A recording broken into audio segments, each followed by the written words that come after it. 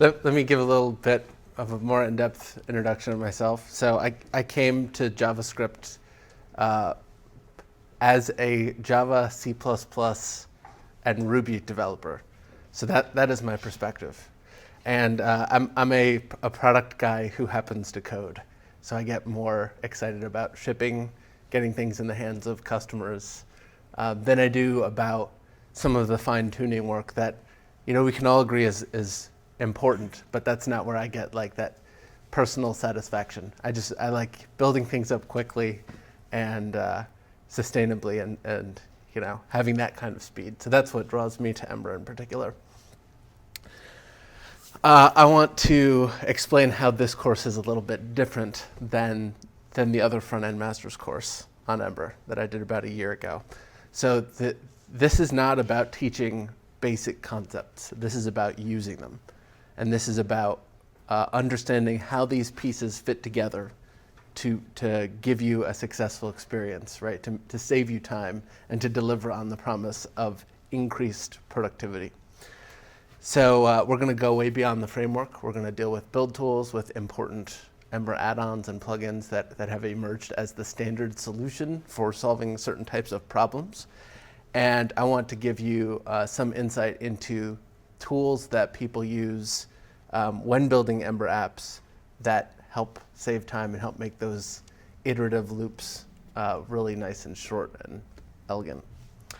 So the way this course is going to roll out, it's going to be sort of in 4 units, 4 big chunks, and some of them are a little bit longer than others, but we're going to try to go in this order. We're going to start with building and booting.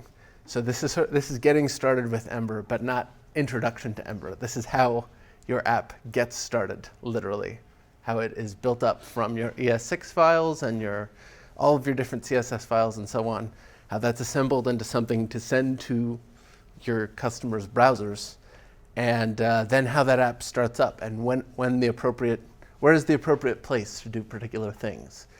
So this is sort of a mysterious area of Ember, and it's particularly nasty to debug this kind of thing if you don't have a high level or ideally better than a high level understanding of how things work and the order of things. So then we're going to move on into professional patterns. So this is how LinkedIn uses Ember, and how Ember is used at Yahoo, and how Ember is used at Nest. It's what are the tricks that companies with large teams and big important products, what are they doing in order to manage this complexity? We're going to get into things like authentication, and we'll touch on how do we manage lots of concurrent tasks going on in a way that's not going to make too many assumptions about whether things are moving fast or things are moving slow. So this could be sort of an intro into architecture with Ember, meaning the design of how you take all of these building blocks and put them together to create a performant and maintainable user experience. And that should take us through the end of today and a little bit into tomorrow. And then we're going to jump into customizing Ember CLI. So Ember CLI is a great build tool. And you know it because we've got Angular CLI, which is built on Ember CLI. And now there's Create React App, which is a zero configuration, React starter like command line tool. Ember was doing zero configuration before there was a buzzword for this. And it's probably one of the most important contributions that the Ember ecosystem has made to the JavaScript world at large. The idea that these are real, challenging apps that we're building. Like, they're hard to maintain, they're hard to build. We need first-class tools because UI development is something that should be taken as seriously as back-end development, right? Where we've had build tools. So we're going to dig into building custom blueprints.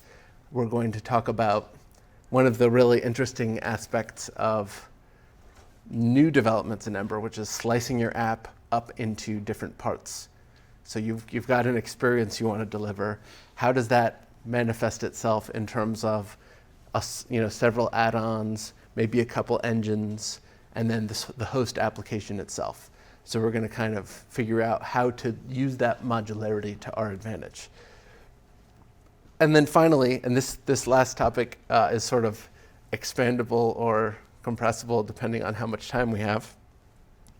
We're going to dig into some very popular add-ons like Liquid Fire that are great solutions that do things the Ember way, meaning they play nice with the run loop, they play nice with components and things like that. And we're going to dive deep into solving some typical problems the easy way by leveraging other people's hard work. So in terms of specific points that I'm going to have you guys walk away with an understanding of, we're going to dive into Broccoli, which is Ember's asset pipeline. So this is the thing that takes your ES6 or ES7 code and transpiles it into, browser-ready code by way of Babel. This is what figures out what needs to be rebuilt based on a particular file changing, and so on. We're going to touch on Ember CLI blueprints. So if you find that you're creating a new route or creating a new component and there's some boilerplate stuff that you typically have to do, maybe it's just a copyright notice that you have to add to the top of each file. A blueprint is a great way to save time and to avoid deviating from some important consistency that you might have within your app. Personally, I use this a lot for routes that require authentication. This makes sure it's set up with the appropriate roles that are required to enter that route. So it's an underutilized but really powerful tool. You should understand the build process by the end of tomorrow, meaning you should understand it shouldn't be a black box anymore that you have these files in this project and you end up with one JavaScript file, and how did all that work? So we should have some visibility into that by the end. And then the boot process. This is everything that happens between JavaScript landing in the browser and something appearing on the screen. And there's a lot that goes on for a single page app, and for Ember in particular. So we'll dive into building 3 types of Ember add-ons. One will be making components available to a host app. So this would be your UI kit, something like that. Another that will modify the host app's asset pipeline. This would be potentially turning Sass into CSS, something like that. And then finally, we'll build one that ends up adding a new command to Ember that basically lets you extend Ember CLI to do an arbitrary Node.js thing, which is sort of the sky's the limit there. You can make it send Slack notifications or whatever you want. So we will explore those 3 common patterns there. We'll get deep into debugging. This is a really important area for complex apps. The ability to see into the framework's internals and understand what is the state of things. This is great for troubleshooting. If Ember can't find an ES6 module, if you're importing something and you find out that it's undefined and you thought this would be a module, how do you find out what are the modules available to me? How do you look at that whole namespace and see everything? How do you deal with the container? When's the appropriate time to inject something into the container? So we'll have a running theme of peeking into something important to see what's going on, and then moving into the console to, basically test things out and probe to see if things are behaving as you expect. And hopefully this will give you a deeper understanding of, how everything works. This is the glue that holds your app together. And sometimes you want to know, is this glue working properly? We'll dive into typical CRUD routes and actions, and this has to do with common patterns involving like create a new entity, edit this existing entity. What are some time-saving tricks that you can use so that your code is nice and dry, so you don't end up writing a form for a blog post more than once, and so your actions are available in a place where the data that those actions pertain to is accessible right there, and really easy to use.